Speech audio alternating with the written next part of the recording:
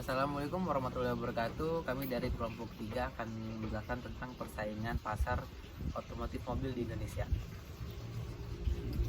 Latar belakang. Industri otomotif dalam negeri menjadi salah satu yang paling terdampak akibat pandemi COVID-19 selama hampir tahun ini.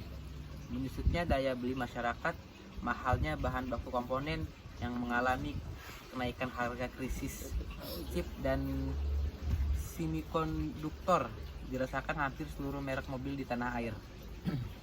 Seiring waktu, keadaan mulai membaik. Program vaksinasi massal untuk mendapatkan herd immunity di masyarakat berjalan sesuai rencana. Aktivitas dan kegiatan ekonomi mulai menunjukkan pemulihan. Masyarakat mulai kembali membeli mobil baru meski pandemi COVID-19 masih berlangsung.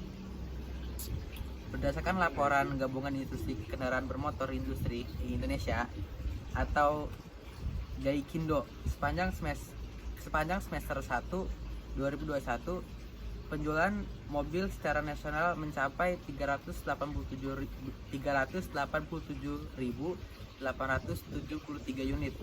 Angka ini tercatat naik 33,5% dibanding periode yang sama tahun penjualan sebelumnya. Dari jumlah tersebut, Toyota sepanjang semester pertama tahun ini membukakan penjualan retail 120.717 unit. Volume tersebut menempatkan sebagai merek terlaris di pasar otomotif Indonesia dengan pangsa 31,1%. Di posisi kedua, merek mobil terlaris ada Daihatsu yang membukakan penjualan retail sebanyak 67.232 unit pada paruh pertama 2021. Capaian itu membuat Daihatsu menguasai pangsa pasar otomotif nasional 17,3%. Persaingan ketat justru terjadi di perebutan peringkat ketiga merek terlaris di Indonesia, yaitu yang mempertemukan antara Honda dengan Mitsubishi Motor. Sepanjang semester 1 2021, Honda tercatat melego 49.439 unit kendaraan. Sementara Mitsubishi menempel ketat dengan raih penjualan 47.781 unit. Kinerja penjualan dua perusahaan kendaraan otomotif asal Jepang ini hanya berselisih 1.658 unit. Dengan raih tersebut, Honda bertengger di peringkat ketiga merek mobil terlaris dengan pangsa pasar 12,7%. Sementara Mitsubishi Motor berada di posisi ke-14 dengan penguasa pasar 12,3%. Jika dibandingkan dengan periode yang sama tahun lalu, Honda berhasil menjaga jarak aman dengan meraih penjualan retail 40.812 unit, sedangkan Mitsubishi Motor 26.778 unit. Jumlah tersebut memiliki selisih 14.034 unit. Sementara itu, penjualan mobil Suzuki yang sepanjang tahun 2020 parkir di peringkat keempat pada tahun ini, mesti rela turun satu peringkat ke posisi 5 dengan raih penjualan retail 40.928 unit. Volume tersebut membuat Suzuki memiliki pangsa pasar sebesar 10,6%. Lanjut oleh Farhan. Berikut daftar 10 merek mobil terlaris sepanjang semester 2021 penjualan retail. Yang pertama, Toyota 120.717 unit atau 31,1%. Yang kedua ada Daihatsu 67.323 unit atau 17,3%. Yang ketiga Honda 49.439 unit atau 12,7%. Yang keempat Mitsubishi Motor 47.781 unit atau 12,3%. Yang kelima Suzuki 40.928 unit atau 10,6%.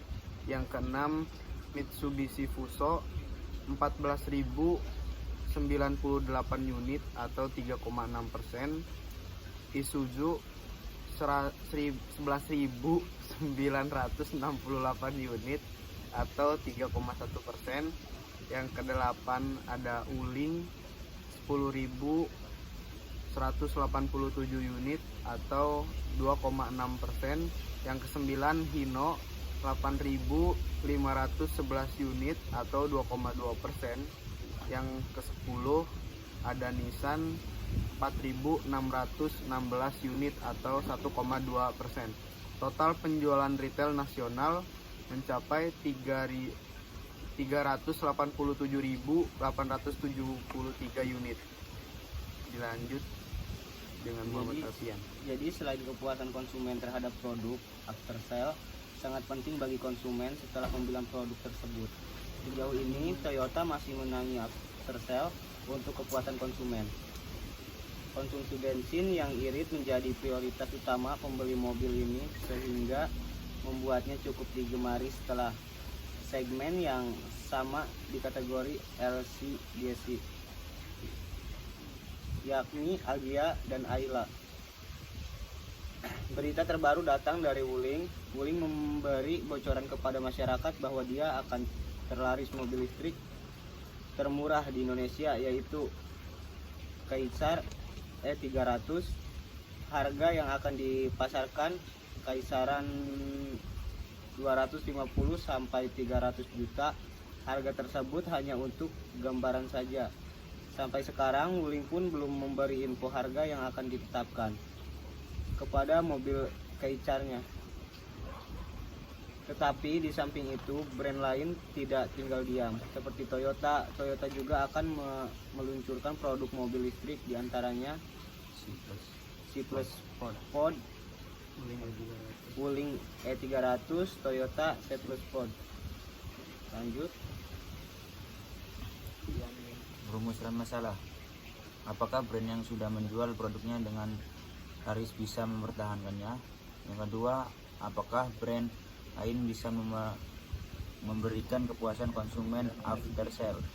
Yang ketiga, dengan harga mobil listrik Wuling E300 250 sampai 300 sebagai mobil listrik termurah, apakah masyarakat bisa menerimanya?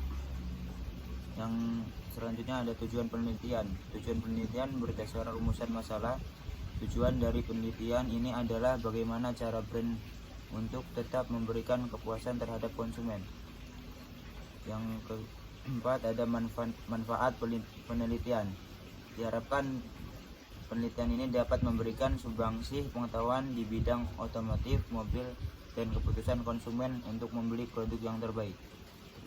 Mungkin segitu saja presentasi dari kelompok kami. Kurang lebihnya mohon maaf. Billahi taufiq wal hidayah. Wassalamualaikum warahmatullahi wabarakatuh.